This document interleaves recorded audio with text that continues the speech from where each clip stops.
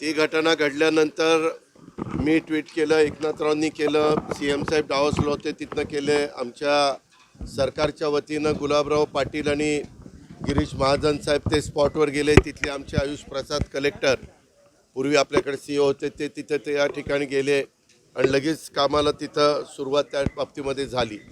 आपल्यालाही माहिती आहे की या घटना अतिशय दुर्दैवी आहेत, परंतु तिथं माहिती घेतल्यानंतर असं लक्षात आलं की उदल कुमार हा 30 वर्षाचा, राहणार भिंगा, जिल्हा श्रावस्ती, राज्य उत्तर प्रदेश, हे लखनौ येथून लखनौ ते मुंबई ही पुष्पक एक्सप्रेस जी गाडी आहे, तिथं 21 जानेवारीला ते 9:25 मुंबई येथे पहिल्यांदाच रोजगार मिळवण्याच्या करता, जसं मुंबईमध्ये अनेक जण रोजगाराच्या निमित्तानं येतात, तसे हे उदल कुमार निघालेले होते. त्यांच्यासोबत त्यांच्या पत्नीचे भाऊ विजय कुमार हा देखील होता.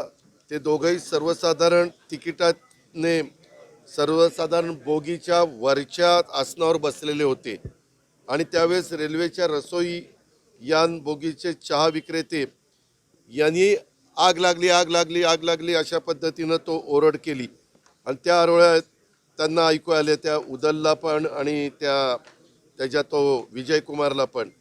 आणि ते ऐकू आल्यानंतर त्यावेळेस पूर्ण बोगीत गोंधळ उडाला आणि त्यांच्या बोगीसह आजूबाजूचे बोगीमध्ये सुद्धा गोंधळ उडाला, कारण त्या बोगी एकमेकाला लागूनच असतात. त्यावेळेस काही प्रवाशांनी घाबरून स्वतःचा जीव वाचवण्याच्या करता गाडीतनं दोन्ही बाजूला उड्या मारल्या आणि तो प्रयत्न ते करत होते, परंतु गाडीचा स्पीड होता आणि ट्रेन खूप वेगाने असल्यामुळं इतर प्रवासी गाडीतून खाली उतरू शकत नव्हते. त्यावेळेस कोणीतरी प्रवाशांनी स्वतःचंच डोकं चालवलं आणि साखळी ओढली.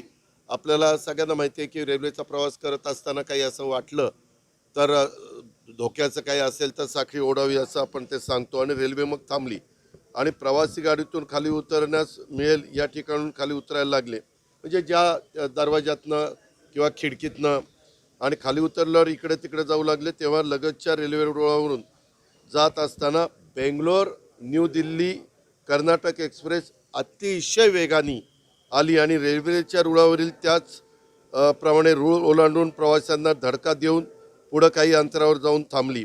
त्यावेळेस बऱ्याच प्रवाशांचे अक्षरशः शरीराच्या म्हणजे सांगणं पण मला म्हणजे योग्य वाटत नाही, इतक्या त्यांच्या शरीराच्या दुर्दशा त्या ठिकाणी झाली आणि बरेचसे प्रवासी त्याच्यामध्ये मृत्युमुखी पडले, काही प्रवासी जखमी झाले आणि हे झाल्या उदल कुमार आणि तो विजय कुमार हे देखील त्यांनाही धडक बसली, ते जखमी झालेले आहेत.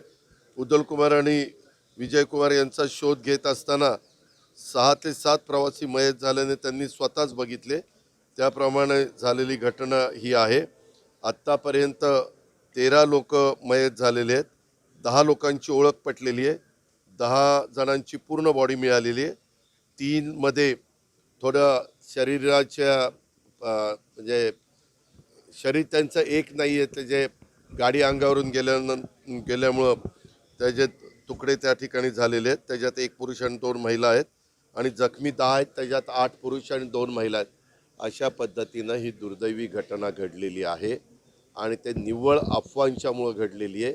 ह्या दोघांनी त्याच्यामध्ये ह्या सगळ्या गोष्टी केल्यामुळं घडलेली. आता जखमींना पूर्णपणे शासकीय खर्चाने आम्ही उपचार करण्याच्या सूचना दिलेल्या आहेत. मुख्यमंत्र्यांनी पण दावोसवरून दिल्यात, आम्ही पण दिल्यात आणि स्वतः गिरीशजी आणि स्वतः कलेक्टर वगैरे सगळेजणं, गुलाबराव पाटील आमचे पालकमंत्री सगळेजण तिथं आहेत.